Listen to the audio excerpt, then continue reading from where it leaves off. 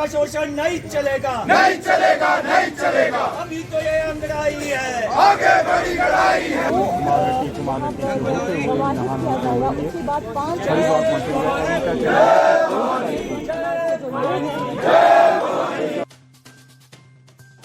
देवभूमि क्षत्रिय संगठन सवन आयोग की मांग को लेकर लंबे समय से संघर्ष कर रहा है। सरकार से मिले आश्वासन पूरे न होने पर संगठन ने फिर से हल्ला बोल दिया है।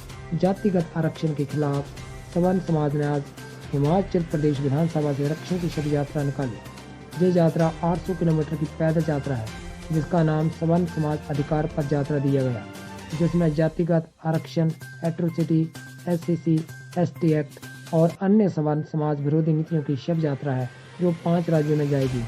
देवभूमि क्षत्रिय संगठन के अध्यक्ष रोहित सिंह ठाकुर ने कहा कि ये शव यात्रा 5 राज्यों से होती हुई कुल 800 किलोमीटर की होगी। जातिगत आरक्षण के इस शव का हरिद्वार में जाकर विसर्जन किया जाएगा। उसके बाद शीतकालीन सत्र में 10 दिसंबर को विधानसभा का घेराव किया जाएगा। उन्होंने कहा कि सरकार उनकी मांगों को अनदेखा कर रही है, जिसका खमियाजा उपचुनाव में भुगतना पड़ा है। उन्होंने कहा कि उनकी मांग को नहीं माना जाता है, सरकार को उसके कर्मों की सजा जरूर मिलेगी।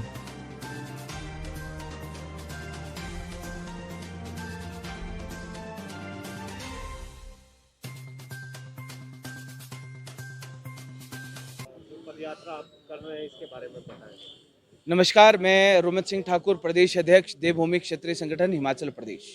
जैसा कि हम लोगों ने मीडिया के माध्यम से, अन्य साधनों के माध्यम से हमने इस हिमाचल प्रदेश में ये बात रखी कि 15 नवंबर से इस हिमाचल प्रदेश में देवभूमि क्षत्रिय संगठन देवभूमि स्वर्ण मोर्चा द्वारा इस हिमाचल प्रदेश में पहली बार एक 800 किलोमीटर की आज तक की सबसे बड़ी पदयात्रा का शुभारंभ किया जाने वाला है, और जो पदयात्रा पूरे 800 किलोमीटर नंगे पांव की जाने वाली है। ये पदयात्रा आज इस विधानसभा के इस लोकतंत्र के मंदिर विधानसभा से हम लोग शुरू करने वाले हैं, और इस यात्रा का नाम है स्वर्ण समाज अधिकार पद यात्रा। दूसरी बात कि जिस प्रकार से जातिगत आरक्षण, एट्रोसिटी, SC ST एक्ट से आज हमारा इस देश का जो स्वर्ण समाज का युवा है आज वो प्रताड़ित है। आज एट्रोसिटी, SC ST एक्ट में ना जाने हमारे कितने परिवार आज झूठे केसों की सजा भुगत रहे हैं। आज इस हिमाचल प्रदेश की सरकारों द्वारा, देश की सरकारों द्वारा एट्रोसिटी, SC ST एक्ट को एक ऐसा कानून बना दिया गया जिस तरीके से जैसे कोई तालिबानी फतवा जारी किया जाने वाला हो। आज इस देश में जहां पर देश का संविधान हम लोगों को हमारे अधिकार के बारे में बात रखने का अधिकार देता है, वहीं पर इस और जातिगत आरक्षण जिससे हमारा पूरा का पूरा समाज प्रताड़ित है। आज शव यात्रा यहाँ से निकलेगी, और शव यात्रा हमारे उस आक्रोश की और जातिगत आरक्षण जिसको हम लोग चाहते हैं कि जातिगत आरक्षण की इस शव यात्रा को हम लोग हरिद्वार, हर की पौड़ी में जाकर उसको विसर्जित करेंगे। वहाँ पर आर्थिक आरक्षण का हम लोग गंगा जल लेकर चलने वाले हैं।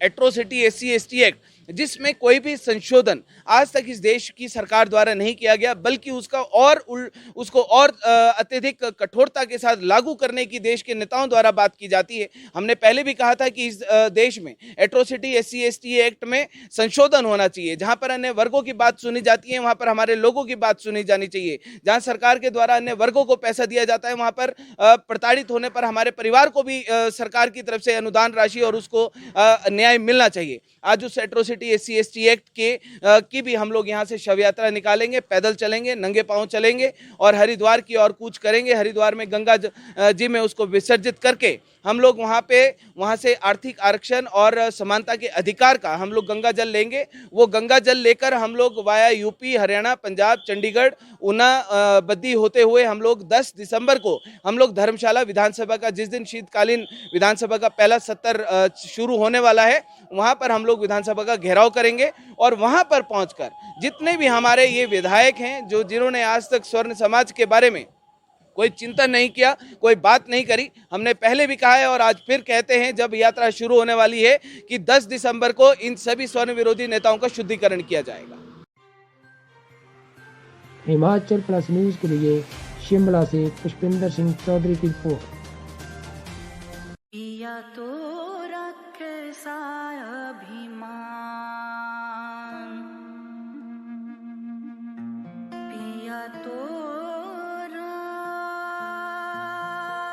बीती यादों से नाता सहेजना सीखा, हाथ थाम कर जिनके चलना सीखा। गिरने लगती जब तो उनसे संभलना सीखा।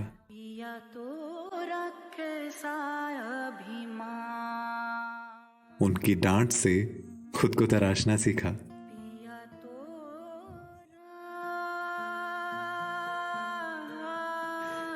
घर से दूर होकर भी दिल को हमेशा यह एहसास रहता है, उनका प्यार और फिक्र हमेशा मेरे साथ रहता है।